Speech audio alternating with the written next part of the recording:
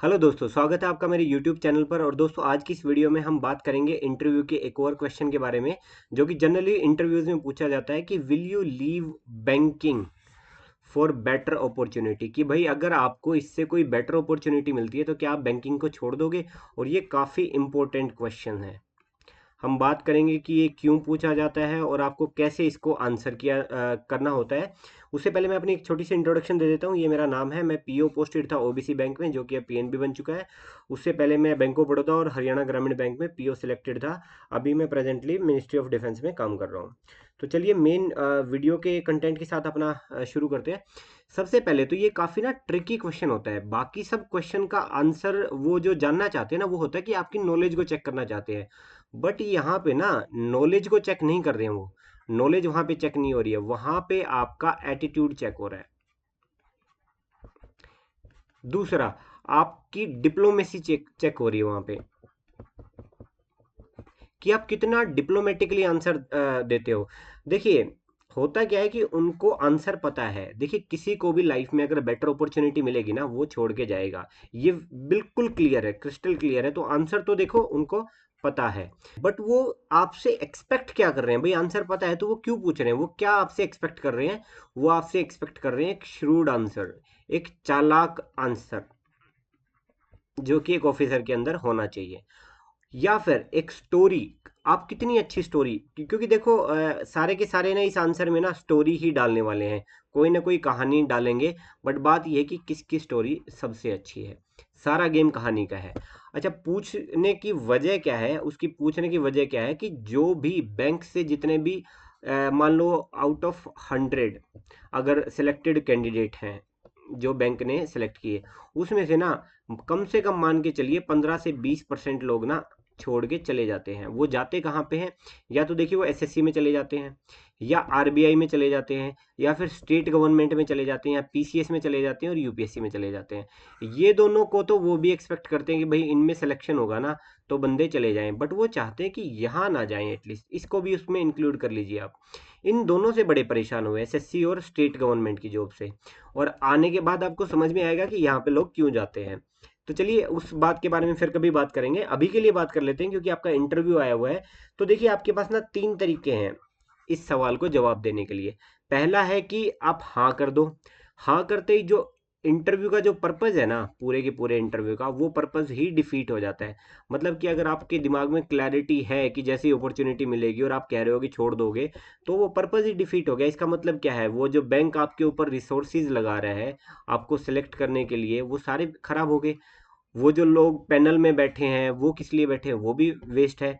तो ये तो बिल्कुल ही एक्सेप्टेबल नहीं है। यस तो एक्सेप्टेबल नहीं है।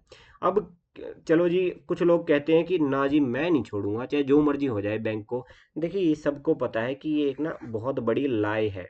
ये एक झूठ है, सफेद झूठ है, जो आप पैनल के मुंह पे बोल रहे हो। और वो सफेद झूठ ना आपके पुअर पिक्चर पोर्ट्रे करेगा।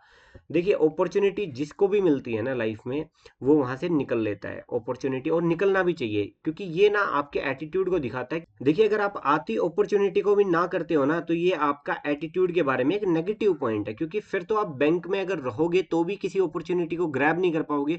तो ये आपके एटीट्यूड के बारे में एक पुअर पिक्चर जो है वो पोर्ट्रे कर देगी, जो कि हम नहीं चाहते। देखो, झूठ बोल रहे हो वो भी पुअर पिक्चर, और अगर मान लो एक्चुअल में यही है कि अपॉर्चुनिटी नहीं ले सकते, तो भी पुअर पिक्चर। इसका मतलब क्या है? ये जवाब भी आपका एक्सेप्टेबल नहीं है।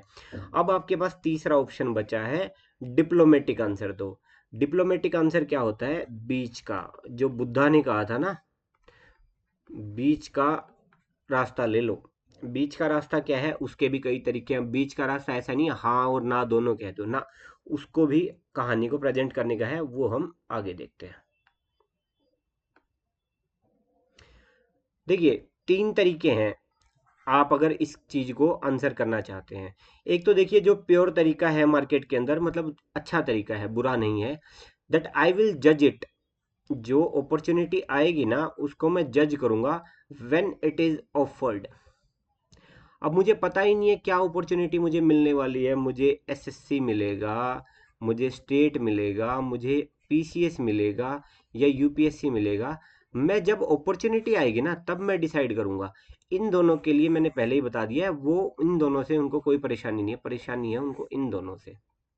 ठीक है, तो अब आपको ना उनकी कंसर्न को ही आंसर करना है। उनकी कंसर्न को जितना आंसर करोगे ना, उतना ही ज्यादा वो आपको अच्छा स्कोर देंगे। देखिए, अभी के लिए आप, और इसको आंसर करने के लिए पहले तो इसी को देख लेते हैं। ये अगर आंसर आपने दिया कि आई विल जज it when it is offered to me, as of now I don't know, at this point of time it is the only opportunity which is available with me, and as and when any opportunity is offered to me I will decide once it is arrived। ठीक है, तो ये ना एक average और एक अच्छा answer है, बैलेंस्ड आंसर है ये। बट बात क्या है, मार्केट में ये आंसर काफी टाइम से है, ये तो सबको पता है। अब आपके आंसर में ऐसा क्या यूनिक है, ये तो वो सुन सुन के बोर हो चुके हैं, वो एक स्टैटिक आंसर बन चुका है। अब आपको ना इस आंसर को बेटर करने के लिए कुछ सप्लीमेंट्री कंटेंट देना पड़ेगा उनको। देखिए, उनको दो ही चीजों से दिक्कत है, मैं बता चुका हूँ, एसएससी और स्टेट से। इन्हीं के ऑप्शन को ना उनकी नजरों में आप गिरा दो कि सर जो बाकी ऑप्शन है ना, एसएससी या स्टेट गवर्नमेंट, उनमें सर प्रमोशन बहुत स्लो है, वर्क कल्चर बहुत बेकार है, इंफ्रास्ट्रक्चर बहुत बेकार है। अगर वो पूछें कि एग्जाम्पल मतलब आपको क्यों लग रहा है कि ऐसा है, तो आप अपनी कोई कहानी दे सकते हो। कोई ना कोई आपके जान पहचान में एसएससी या फिर स्टेट गवर्नमेंट में जरूर होगा कि जी वहाँ तो प्रमोशन बहुत स्लो है, 8-8 10-10 साल से प्रमोशन नहीं हुआ। उसके बाद वर्क कल्चर बहुत खराब है वहाँ का, इंफ्रास्ट्रक्चर इतना पुअर है कि मतलब उनके पंखों को तरस जाते हैं वो गर्मियों में। और ये कहीं ना कहीं ये तीनों ही सच्चाई भी है इन दोनों डिपार्टमेंट की, स्टेट गवर्नमेंट की और एसएससी की भी। तो इन्हीं रीजन की वजह से तो मैंने बैंकिंग ऑप्ट किया था। और अगर इनसे मेरे को अपॉर्चुनिटी मिलती भी है तो मतलब मेरा खुद का अपना पर्सनल ओपिनियन है कि उससे ज़्यादा बेटर ऑप्शन ना बैंकिंग है। ये हो गया कि आपने दूसरे ऑप्शंस को डिग्रेड कर दिया। बैंकिंग की थोड़ी तारीफ कर दो कि सर बैंकिंग में प्रमोशंस बहुत फास्ट हैं, यहाँ पे बहुत सारे लोग जो है ना वो पीओ ज्वाइन करते हैं, और मतलब अगर आप यंग एज में आ जाते हो और लास्ट में ना वो एमडी तक बने हैं। कई बैंक के एग्जाम्पल हैं, हमारे खुद के बैंक में रजनीश कर्नाटक जी थे, वो एज ए पीओ आए थे। और रिसेंटली वो आई थिंक यूनियन बैंक के या किसी दूसरे बैंक के जो है उनको टॉप मोस्ट पोस्ट पे बिठाया गया है। ठीक है, तो बहुत सारे लोग हैं ऐसे जो कि पीओ आते हैं और लास्ट तक जाते हैं, ये किसी और डिपार्टमेंट में पॉसिबल ही नहीं है। तो आप प्रमोशन का सहारा ले सकते हो। वर्क कल्चर बोल सकते हो कि सर बाकी स्टेट गवर्नमेंट या सेंट्रल गवर्नमेंट या पब्लिक सेक्टर से बहुत अच्छा वर्क कल्चर जो है बैंक का है, क्योंकि मैं देखता हूँ, मैं बैंक में जाता हूँ, मेरे सो एंड सो रिलेटिव हैं, उनका सहारा लेके कोई बात बोल दो। इंफ्रास्ट्रक्चर सर बहुत अच्छा है, मैंने देखा है कि गांव की भी ब्रांच में भी ना, छोटे से छोटी ब्रांच के अंदर भी एसी वेसी लगे होते हैं, अच्छे से चेयर्स होती हैं। और लिटरली मैं बता रहा हूँ, एसएससी की जॉब में बहुत जगह ऐसा है कि आपको चेयर भी खुद अरेंज करनी पड़ती है इधर या उधर से। ये हाल है एक्चुअल में एसएससी के डिपार्टमेंट का और स्टेट गवर्नमेंट का भी। और ग्रोथ स्टोरी का आप वो डाल सकते हो कि जी बैंक की कंट्री की डेवलपमेंट में ना जो बैंकिंग जो है वो बहुत बड़ा रोल प्ले करना चाहती हो, तो मैं चाहता हूँ कि इसी में जाऊँ।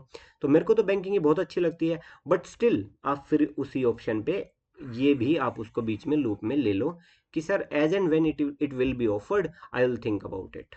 ठीक है, तो ये ना एक बहुत ही बैलेंस्ड भी आंसर हो गया, सप्लीमेंट्री आंसर भी हो गया। अब ये है कि इतना टाइम आपको नहीं मिलेगा वहां पे बोलने का, तो इतने पॉइंट मैंने आपको इसीलिए दिए हैं कि क्या पता वहां पे किस तरह से बात पूछी जाती, हो सकता है सीधा वो एसएससी का ही पूछ ले।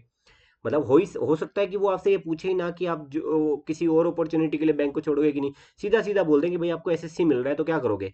तो ये सारे पॉइंट इलॉजिकल हो गए, तो अब आपको सिर्फ एसएससी वाले पॉइंट रेलेवेंट होंगे जो मैंने आपको अभी बताए हैं। तो इसीलिए ये सारे पॉइंट एक बार दिमाग में सोच लो कि ये बोलेगा तो मैं ये बोल दूंगा, इस तरह से पूछा गया तो मैं ये बोल दूंगा। तो दोस्तों ये थी इस टॉपिक के ऊपर वीडियो, और लगभग लगभग टॉपिक मैं ना इस वीडियो में कवर कर चुका हूँ। एक आध जो बचे हैं वो मैं जल्दी ही डाल दूंगा। तो अगर आप चाहते हैं कि किसी और टॉपिक पे, पर्टिकुलर टॉपिक के ऊपर मैं वीडियो बनाऊं, तो आप कमेंट सेक्शन में लिख दीजिए। और दूसरा दोस्तों, आप ना टेलीग्राम या इंस्टाग्राम की बजाय ना आप यहीं पे अपने क्वेश्चन पूछ लीजिए करिए, क्योंकि देखिए टाइम की शॉर्टेज मेरे पास भी है, आपके पास भी है।